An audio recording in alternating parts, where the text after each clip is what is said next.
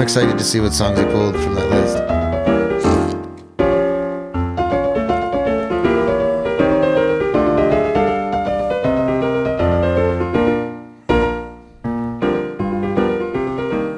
It kind of fades out here. Yeah, kind of loops. That was the title theme from Cooking Mama by Masayoshi Ishii, which I didn't pull anything about. Oh, he did make some other games. He wrote the music for Bomber Story on the DS and a few of the later Mario Party games. That's the same guy. Cooking Mama. I've never heard of that. So we're here with Troy Rigdon. Good morning, everybody. Happy Wednesday. Good morning, happy Wednesday, everybody. It's February 18th. It's going to be a great day. I'm really looking forward to it. I finally get a day off. I just worked 6 days in a row. So we were joined by a friend of the show, Troy Rigdon. Yo. Which is great, because I don't think he's going to make it to our Drive Time David Collins pre-record for next week's episode. Unfortunately not. Sad time in Whoville. I'm having my surgery for anybody keeping abreast. It's on my leg. Keeping what? Abreast? I use that. You got a breast on your leg? It's kind of the word of the week for me. I think it's called a thigh, dude. Right. So, but that's next week. So we're going to do a Drive Time David Collins pre-record on David Collins 30-minute half-hour show's YouTube channel. That's going to be the idea for next week. Maybe I'll call in from my van. Do you have a van? Yeah, I'll be working. Oh, okay. I see. Usually you drive a Prius. Yeah. It uses diesel. Just got that bad boy back. It's not a diesel anymore. I got to convert it to electric.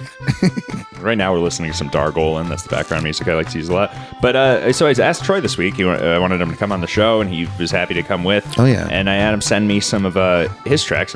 Cooking Mama was on that. I've never heard of that game. I've never pulled anything from there, but that was fun. Cooking Mama for the Nintendo Wii. It was quite revolutionary for the time, if you ask me. I think we have a lot of Wii. We have a lot of Wii today. We have a lot of Nintendo 64. Yeah. I smoke a lot of weed.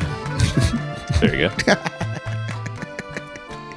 Sorry, I've got to bring a little brevity to the morning. This is kind of, usually I have some solo banter. Like last week, I talked about a little my vacation to Woodstock for a couple minutes before we start the show. You texted me like, I'm on my way back from Woodstock. I'm like, Woodstock, Illinois. Is this a humble brag? We were celebrating Groundhog Day. I figured you were at the festival. Did you do anything for Valentine's Day? Yeah, actually, I played Arc Raiders all night. Oh, that's nice. I have a track from Arc Raiders. Beautiful. That's a 2025 game that I've never heard of. Nice segue. Yeah, it's blowing up right now. Ooh. So this in the background now. I just wanted to keep it in the background here.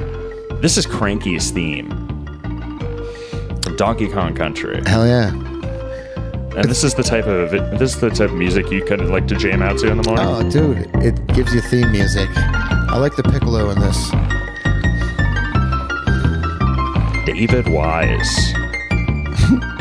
It's just nostalgia. It brings you back. N64 controller in your hand. You know, your fingers are covered with Cheeto Puff dust. Ew. Yeah, well. That's a cliche of the Nintendo 64. Yeah. I just thought this kind of symbolized a lot of the music that you sent. You sent the most gimmicky music. It's so funny. And the Spyro soundtrack especially kind of felt that way to me. Mm-hmm. But I listened to it once and I just laughed at the idea of somebody listening to it. And I listened to it a second time and I really enjoyed it. So there you go. I'm not really sure how I feel about that. We got a couple tracks on Spyro later. It's a slow burn. Spyro, these games are all like the formidable years of my like video game development. You know, this is like right when Spyro's like right when PlayStation came out, so it was the first system that had like discs, you know, and then it just seemed like such a modern piece of technology. You get like 3D graphics. I know the N64 did, but yeah, that's a good point. Or when discs came out, they felt very futuristic. Yeah, and then like PlayStation had like the black back discs and stuff, and then when they went from that to like the DVD ROMs or whatever, it's just like, I don't know, the whole backwards compatibility and stuff. It was weird. Why couldn't you play a PlayStation 2 game on a PlayStation, but the other way around you could? Fun fact, I actually just found Gauntlet for my PlayStation 2 and found a multi-tap so I could turn my PlayStation 2 into a 4-player machine now. Ooh. So I got my niece and nephew on Gauntlet, Gauntlet Dark Legacy. I should have sent some music for that too. That's great. Well, you're getting them to some of the same games you're played. Yeah, you got to start them on the classics. So I got a couple tracks here that you also had sent. Well, this next one's something you sent. You like Zelda: A Link to the Past. So we're going to play Kakariko Village. Hell yeah, that's my favorite Zelda game out of all of them, I think. That's from the Super Nintendo. Right. And then I'm just going to follow it up with another track from Chrono Trigger. Have you ever played Chrono Trigger? I don't think so. It's I'm not even sure what system it's for, but it has one of the best soundtracks considered by a lot of people. Game It's you by play? Yasunori Mitsuda. No, I've never played it. But those are the 2 tracks we're going to... Deep tracks only. There you go. This is right when you get to the sanctuary. Like you just made it through the castle and you made it through the dark passage and you come into the sanctuary in wait, what city did you say it was? It starts with a K, I think. I didn't hear it. Kakariko Village or something?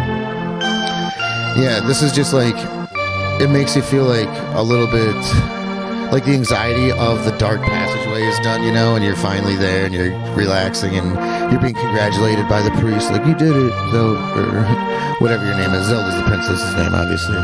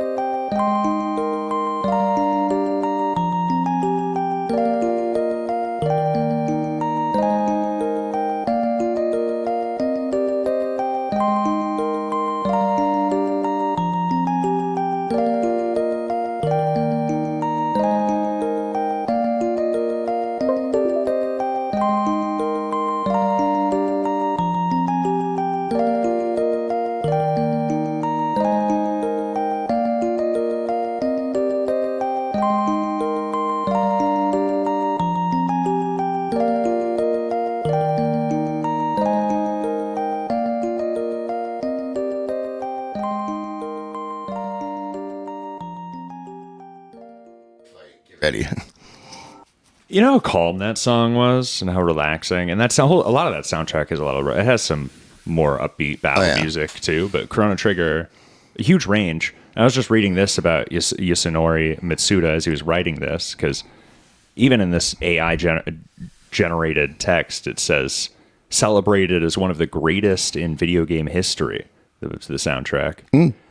But it says here he was working so intensely that he developed stomach ulcers and was hospitalized, leading to Nobu Uematsu's finishing some tracks. You know, that's why these Japanese guys make such good music. They push so hard. They suffer for their art. Half of these composers I read, it's so Japanese. Dude, he seppuku'd himself with his music. So this is what we're going to get into. A little Spyro here. Oh, yeah. This game, I tell you what. Spyro the Dragon soundtrack. And so I have the title screen, and then I have this track called Dark Hollow, which seems way too much fun to be called Dark Hollow. And that's how I felt about a lot of this music. But it's written by Stuart Copeland, who's the drummer from The Police. Oh, no way. Did you know that? No, I had no clue. He went on to write music for the Spyro trilogy and many movies, too, like Wall Street in 1987, Men at Work in 1990, and even Good Burger in 1997. Good Burger. Yo, my dad loves Good Burger. So if you like the music from Good Burger, you're going to love... Oh, he also did some music for The Amanda Show and The Equalizer. Hell yeah, too. dude. That's on my list of credits here. Stuart Copeland, title screen from Spyro. Yes. Dude, this makes me think of like Monkey Bone. The movie Monkey Bone. You ever seen it? Brendan Fraser.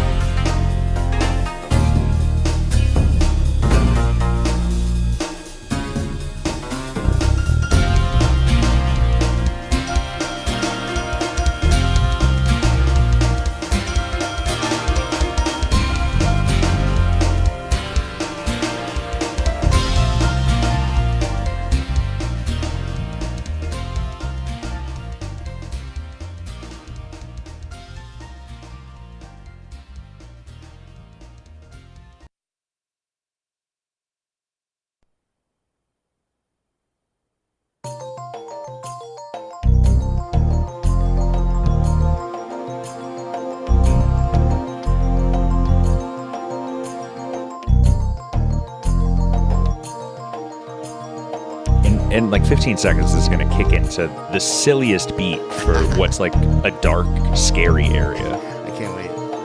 I don't necessarily remember this one.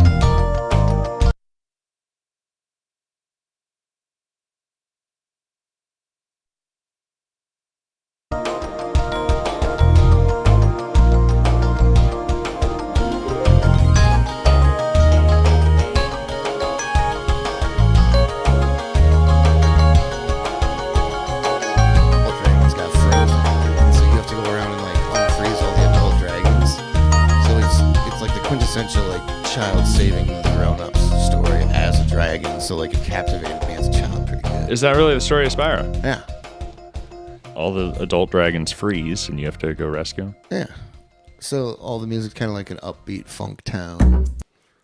Speaking of upbeat funk sound, I have some more niche, fun little. Is that the N word you were trying It's to a use? fun little ditty this morning. Oh, did he? This is 3 a.m. from Animal Crossing's New Horizon. I'm a big fan. And I want to keep it right going. You know, we talked about Cooking Mama. I have another cooking game. Have you ever heard of Overcooked? No. Overcooked has some great tracks, and I'm going to play more of them next week, but we're just going to play the main menu right after we listen to 3 a.m. from Animal Crossing New Horizons from a lot of people. Boy, what a list of composers. Kasumi Totoka with Yasuki Iwata Yaumi, Takayashi Shinobu Nagata, and Sayuka Doi and Masoda Ohashi.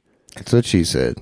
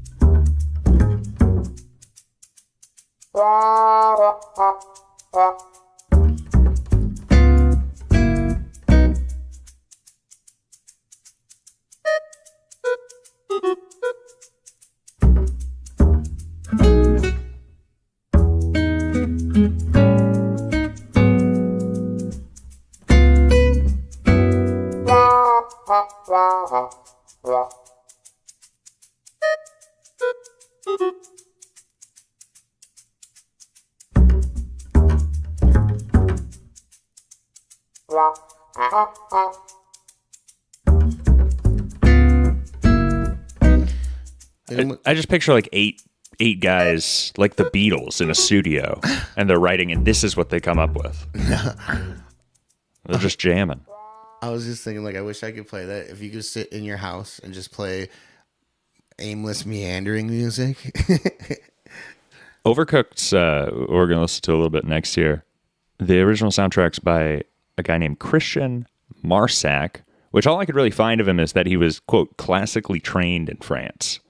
There's very little you can find on this Christian Marsac guy when it comes to writing this game. Always leave the people wanting more. But you'll dig it. Overcooked.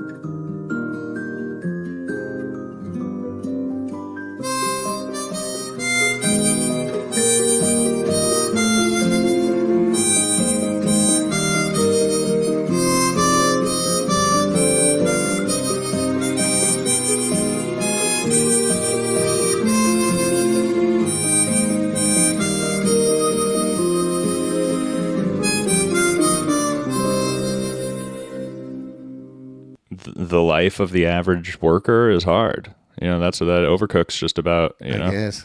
A guy trying to get through his day at the kitchen. Slave to the grind.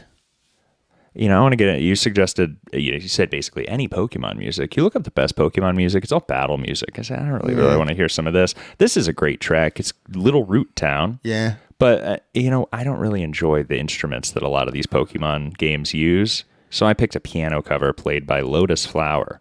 But I feel like that's part of their mystique, is that that's the noise that they make. It was like designed to like shoot through the speakers of your Game Boy, you know? So like those synthesized sounds played real well over the tiny speaker. That's true. That's why I like it.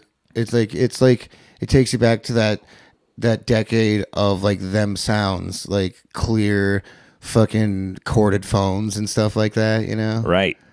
Yeah, I guess if it takes you back, I think the music itself can take you back, and this is a great rendition. But Little Root Town's written by Junichi Masuda, who's you'd be surprised, he's worked on the game design on a lot of these games, but he's also produced and done the game director role.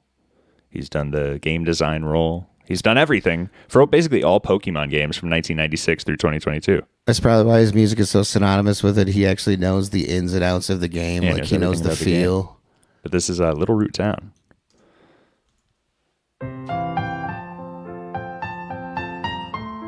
Yeah, I guess the piano cover just makes it a little classier.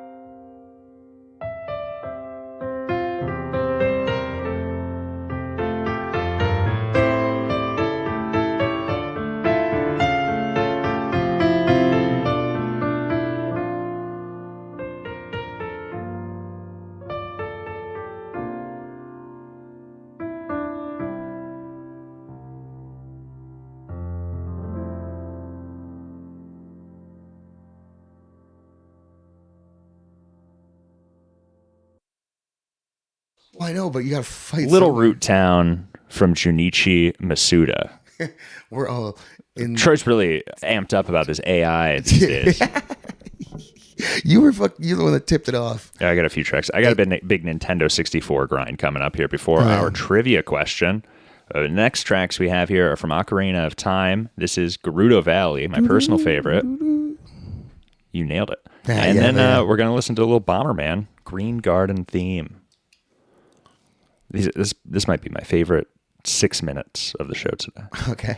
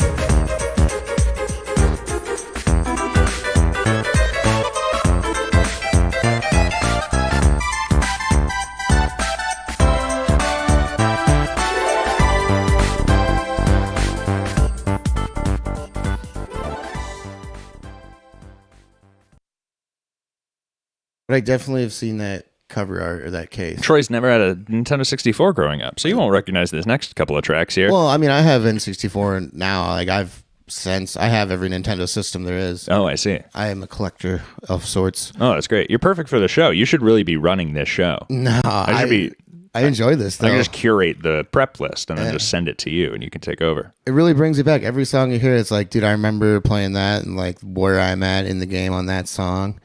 And then it just kind of floods the member berries, you know? You know, we don't have any Final Fantasy music today, but Never have you ever played played any? You know, neither have I. Dude, and it's everyone's only, so astonished when I tell them that. Only recently that I've been listening to a lot of their music, a lot of big orchestral music. I like the waltzes. It's great music, Final Fantasy. Yeah. But we're going to continue with the Nintendo 64 tracks here. I have a piece from Yoshi's Story, On the Beach. Yoshi's Island is great for the Super Nintendo. Yoshi's Story had the first level I could never beat growing up. I could never play this game. The first level, you would walk down this path, and there would be a fork in the road. And going forward, you'd run into this man holding a stop sign. So you'd go down on the fork in the road to go around him, and he would just walk down to the other path and be in your way. And I could never figure out it. It's crazy. As like a 7 or 8 year old, you're just a drunk adult constantly. You just get stuck, and you're just so stuck.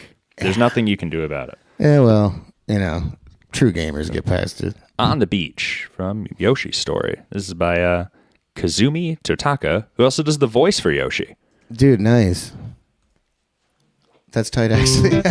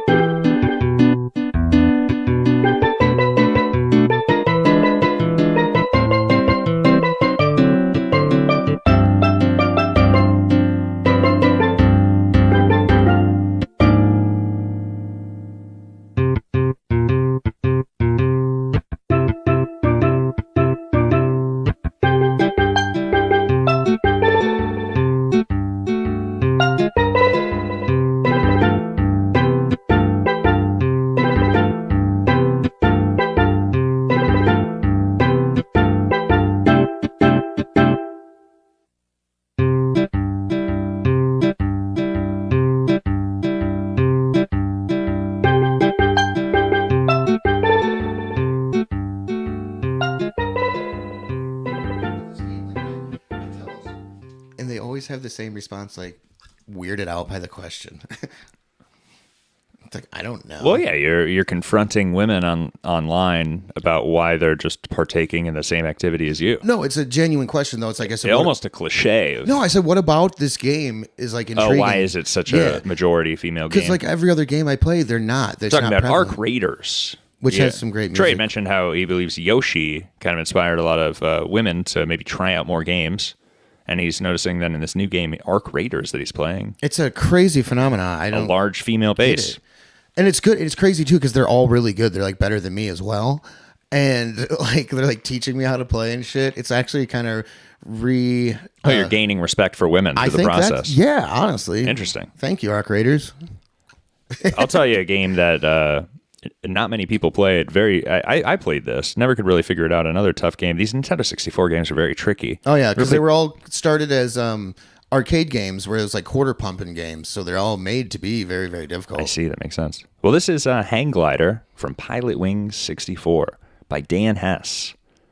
It's like the most white sounding composer we have in the whole game. Dan Hess worked on Pilot Wings 64, and then he worked on F1 World Grand Prix for the Nintendo 64. And then he had some sort of split with Nintendo. And you can hear him talk about it on some podcasts. So if you want to look up Dan Hess, you can hear him talk about some of the issues that he had working with Nintendo. But this is Hang Glider from Pilot Wings 64. He was very dishonorable. Probably went something like that.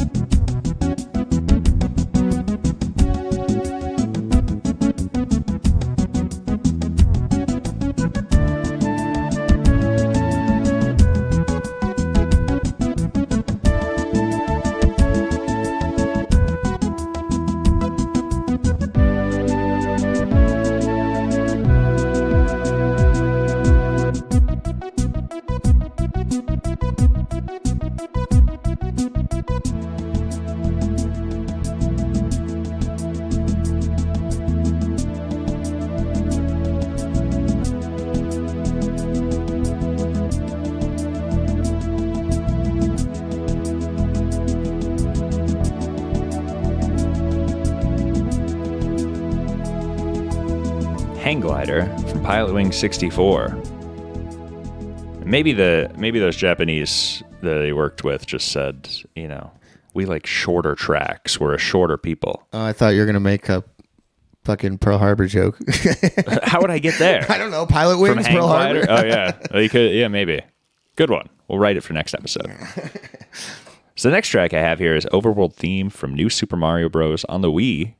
Dude, And that's going to be what we listen to while we're thinking of our trivia question. This week's trivia question is a fun one. It's for Valentine's Day, of course. Oh, boy. 7% of women.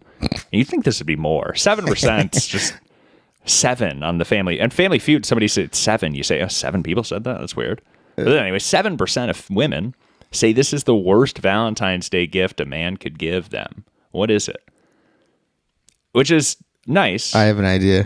Hopefully it's 7% because most men just aren't, silly enough to give this as a gift for Valentine's Day.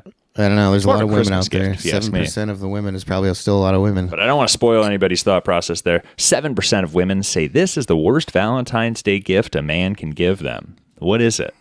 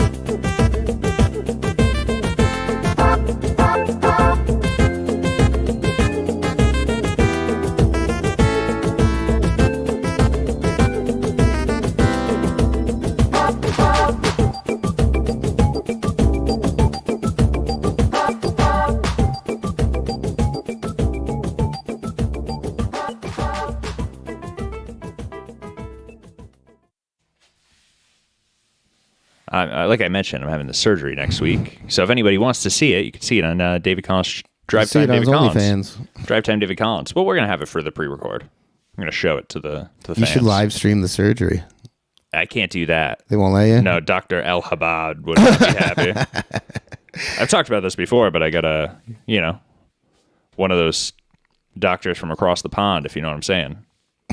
That's what you want. Uh-oh. A little worried. Yeah, He walked in the room. I said, "Thank goodness." He walked. He could. And then I made some really offensive jokes to my wife, but You could smell him walking down the hallway. and based on I told my oh yeah no He walked in, washed his feet, not his hands. all right, they were jokes along those lines. But based on my He walked cousin, in and microwaved some curry and said, "Hold on, Mister, I got to eat lunch." I was telling my cousin's wife this story, and I was telling her what I said to my wife, after on our way home, what I was joking about saying when the doctor walked in the room, and she was so appalled. And I said, "Can I not say this in public?" So RuPaul. But you basically walked the same line. Yeah. 7% of women say this is the worst Valentine's Day gift a man can give them. What is it? My guess is sex. It's whatever's getting cut out of my leg. That would be more. Than, that'd be more than 7%. I don't even want to see it. You want to cut it out and give it to a chick? The answer is actually a cheap candle. What? That's why I say it's more of a Christmas gift. Cheap candles do suck. You throw a few cheap candles in with a nice Christmas gift. Yeah, it's a stocking stuffer. Yeah, It bolsters. It's like giving someone a ribbon with nothing else. Nice candles are nice. A cheap candle. The next track we have here is called Infinite Space, and it is from Arc Raiders. Hey, nice. So we got an Arc Raiders track. It's very ambient sounding, but they have a pretty good music. Dude, it's insane. Game. It's written by Patrick Andrian and Johan Soderquist. Dude, I get a lot of Soderquist is going to be a great app that Dan Soder comes out with when he wants to make a video game one day. That's his laser tag arena. But they're the composer for Arc Raider. Andrian, known for his work on Battlefield 1 and Battlefield 5, co-composed the score with Soderquist, bringing their signature blend of retro, futuristic synth textures, analog synths, and modular experimentation to the game's sci-fi setting. Thank you, Google's AI generation, for that. Well, I was gonna say I get like paragraph. Nazi zombies vibes from some of this music. Also, what was that? Oh shit! What was that new game that just came out that really sucked? That you like pick how long your dong is and shit. It's like a future cyber game or something. Well, you won't get. I have no idea. I forget what it's called, but Cyberpunk. Thank you. Yes, that's exactly what it was. The background music in this has like, you can tell pulls from both, and it really kind of matches them together nicely. In this game, you're a race of underground humans that the world's been taken over by alien AI droids and shit. So like you're living underground in this crazy future world that you're like scavenging supplies and stuff. So it really hits the like creepy anxiety tones on it. I appreciate it. Plays well with the gameplay.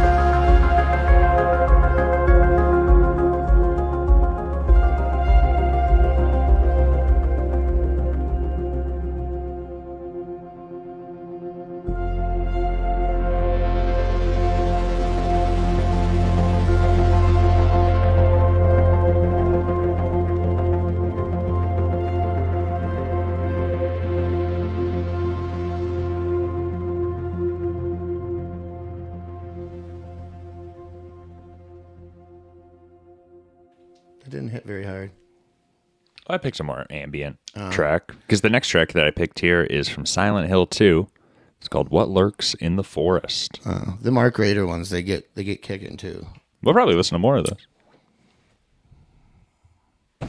This is by Akira Yamaoka, who's really passionate about his Silent Hill tracks. We talked a little bit about him last week.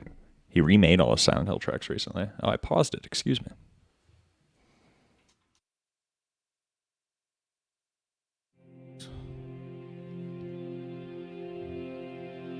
I've heard good things though. He described the thrill of writing for this music, something like that he got to write what it sounds like to smell the rooms.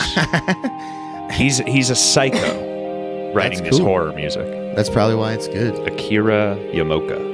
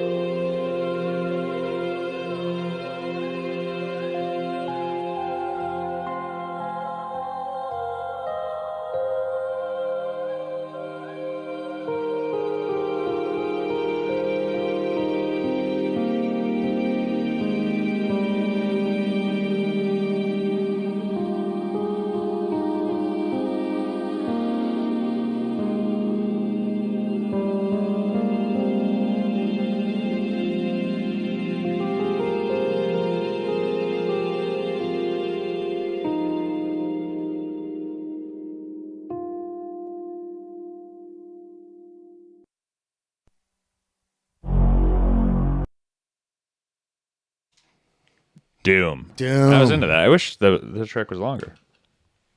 This next track, I have two tracks that I'm going to play back to back here. I got a Doom, the Imp song. We're going to pick it up a little bit here. And then I got a jazzy track from Persona 5, Shoji Meguro.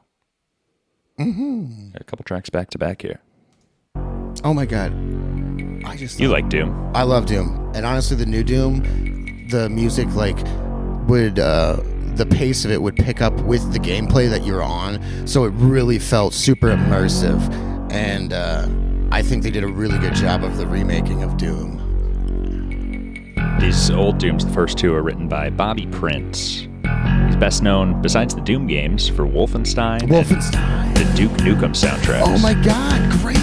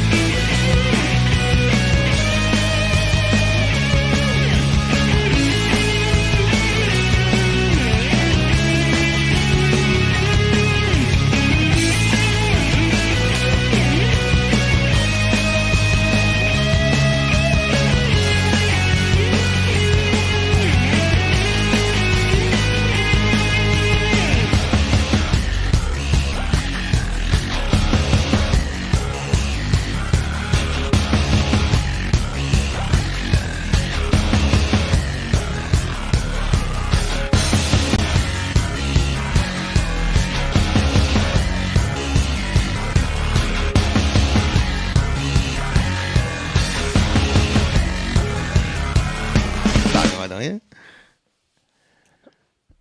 you? Blooming Villain from Persona 5.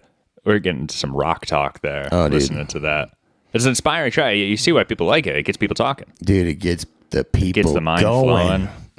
A little energy there. People love Persona 5. The writer there, Soji Meguro, did an Ask Me Anything. He's doing his own indie games now. Ooh. So you could see on Reddit as Ask Me Anything. But really what you see there is the passion that people have for his music. They say, right now I'm listening to all of the tracks on loop. Persona 5, for instance, like 120 tracks. Jeez. So people are listening to that on loop. Can you imagine listening to the other games? People love this music. I have a friend, Christian, in Galena. I once used a Persona track in the background of that Joking.com video, just in the background. He texts me. He says, "Oh, I heard Suspicion from Persona 5." What the? He said, "Yeah, that's a deep cut just for you, buddy." And he knows every track by name of the soundtrack of this game. That sounds like a Tism thing. But people love this game. And he's not even like that. He's a mailman. I'm kind of a mailman. I'm kind of Tism. We only got a couple tracks left today. This next track I have here is from friend of the show, Jeremy Soule. Hey-o. From it's a Skyrim. It's called Dawn. Nice. You love this Jeremy Soule from Guild Wars 2. Hell yeah, dude. This guy's got... I like him from Guild Wars 1. I like him from his 2019 stuff. Honestly, free my boy Jeremy Soule. I think he left on his own accord. Yeah. You know, he made some pretty good music. Everyone still likes Kanye. Everyone? This is Dawn from Skyrim by Jeremy Soule from Keokuk, Iowa. Yeah, dude. Shit town, Iowa. And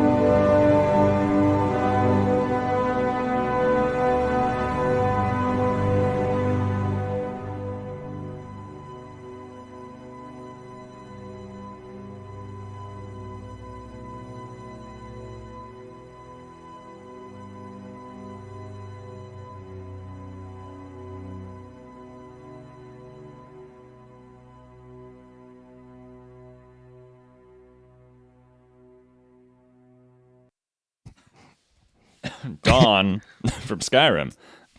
Yeah, Dawn. I know her. I think I got the black lung, Pop. I think I got the black lung, Pop. Jeremy Soule, everybody. We've been making a lot of Jeremy Soule jokes during the break there. What is your favorite? He tried to Jeremy Soul bend with me. Yeah, there you go. Yeah, this woman. But this poor victim, by the way. I have no idea, whoever. He told me to look into his soul. Turns out it was just his penis. Yeah.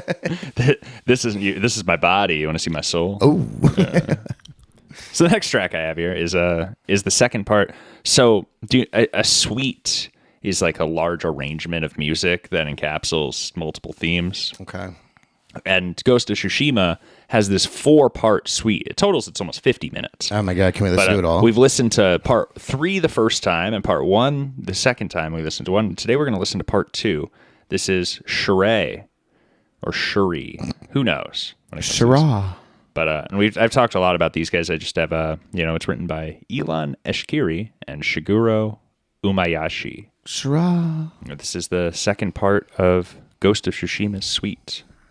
It's a big track, everybody, and it's what we're going to end with today. Hope you've enjoyed the list. I liked it. I like a lot of more relaxing background track. This does really pick up, though, of course. That's our big finale for the show 47 today. minutes in, it really picks up.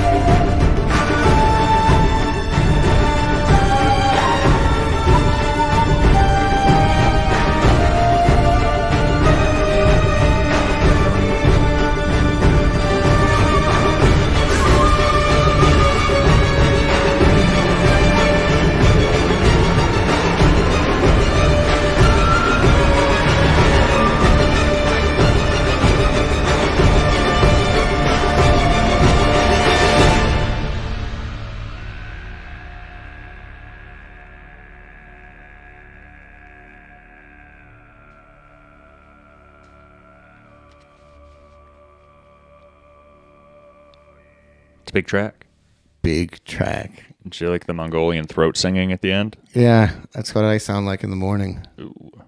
I think you sounded great this morning, Troy. Thank you kindly. It was so early. Yeah. Thanks for coming this morning. It didn't feel that early really today, did it? It was a little rough getting up for me, but I hit the swing of things pretty quick. It was a fun time. I'm glad you had me. How loud is this? It's really fun to take a trip down memory lane with some of these video game tunes. Oh, isn't it nice to listen to? I listen to these every Wednesday morning, Yeah. 6:30 a.m. Like I said, I like to wake up in the mornings or on Wednesday mornings and put it on, have my own video game theme music while I'm brushing my teeth, smoking my dabs, getting ready for the day.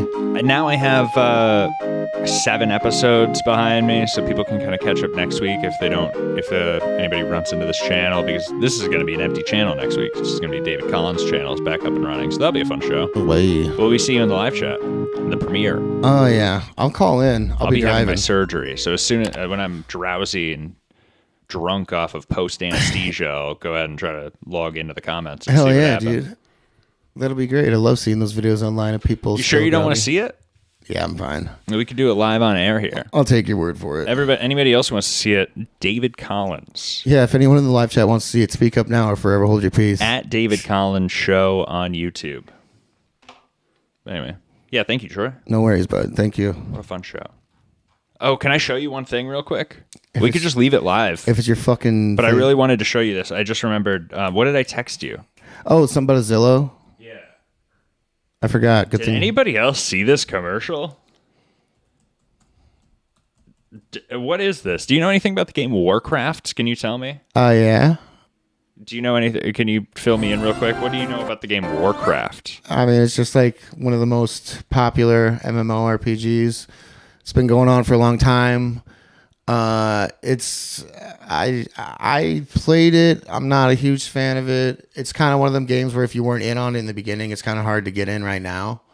Well, they're trying to make it more accessible by apparently partnering with Zillow, Okay, so the company where you buy a home in. yeah. So are they trying to sell in-game property You for like tell me. real I USD? didn't understand. I just watched this last night right before I went to sleep. Zillow for Welcome to the Warcraft. neighborhood. I'm Hazel, your top-rated Zillow partner agent. Oh, you And should. I'm Bektar, your top-rated Zillow partner. So you have to pay extra for him, I guess. I'm sure, dude. This is another. They only blatant hired pay to 2 win. agents? huh? They only hired 2 agents for this.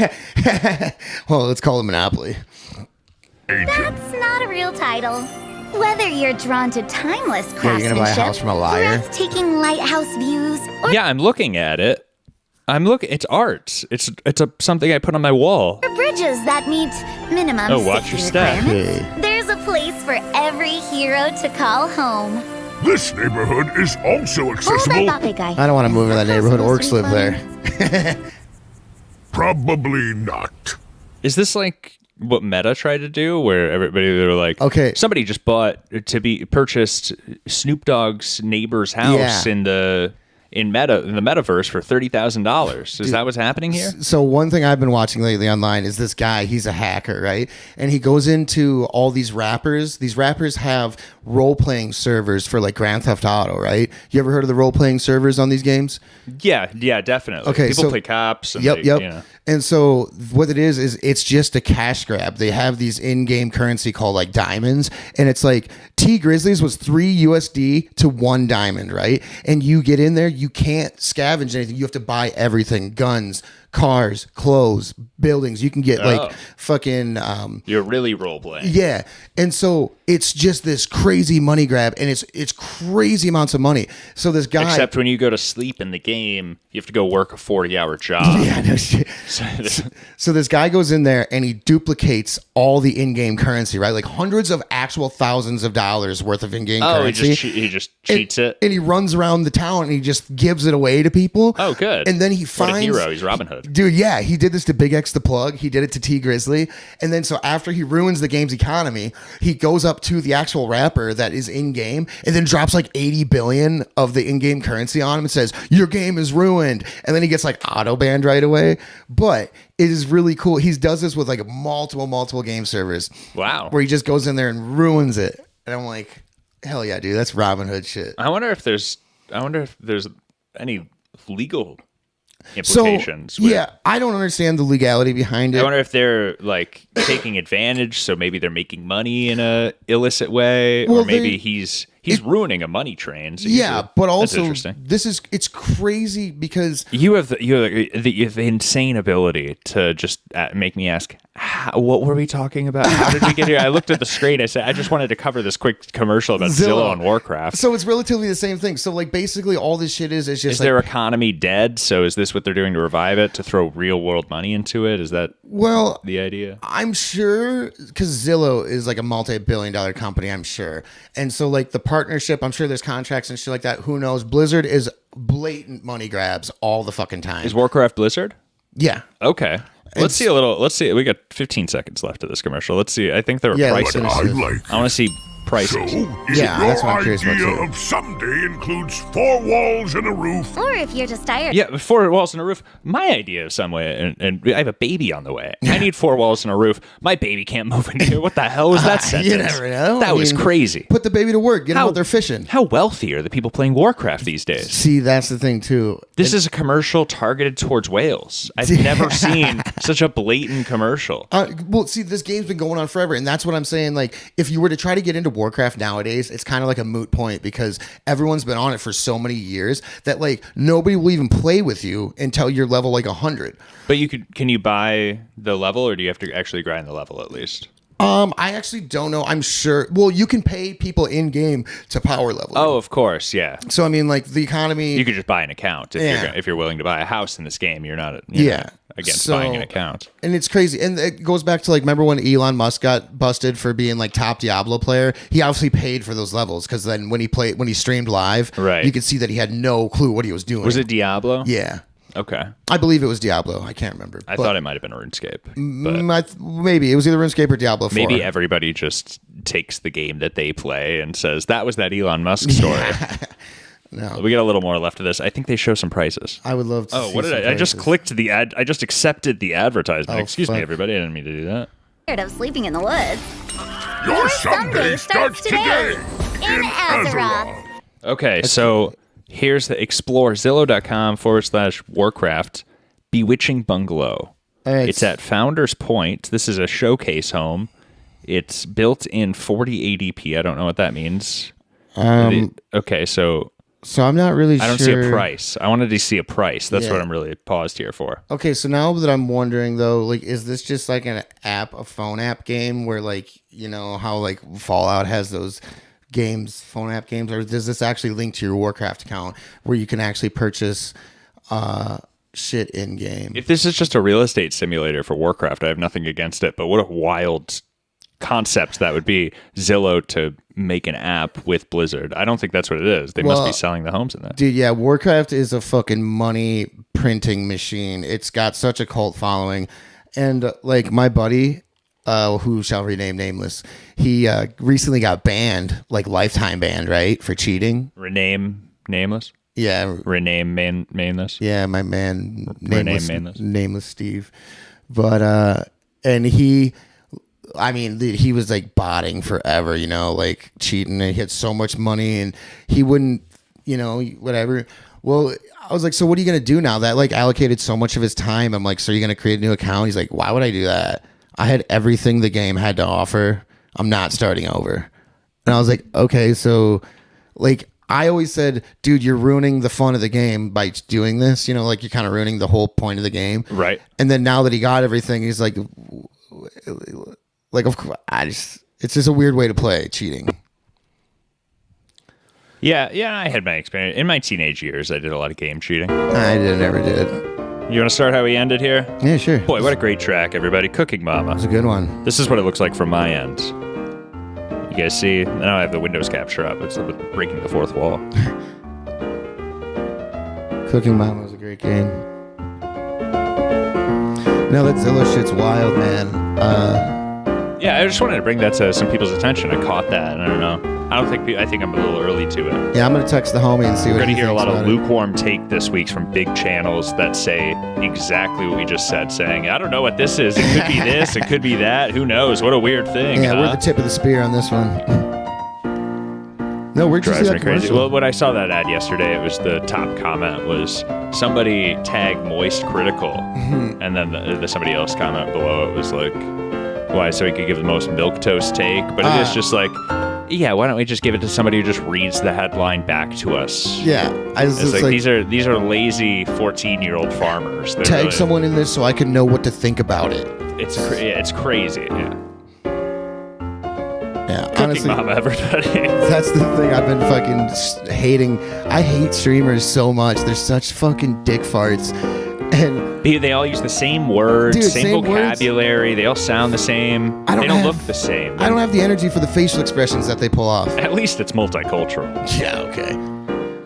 It's just like, and then so I was like talking to this chick there. She's like, "Well, don't you stream?" I was like, "It's different, okay? Like I hate streamers. Like, what are you doing?" I think I don't I've- even stream them much I've because I set hate myself them. apart.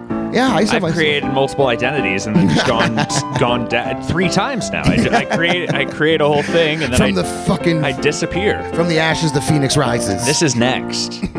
Don't sleep on me, everybody. At this rate, what did I do? I had nothing before Impactful Forest. Then I had a little bit of following with Impactful Forest. I probably doubled it with David Collins, if not tripled it.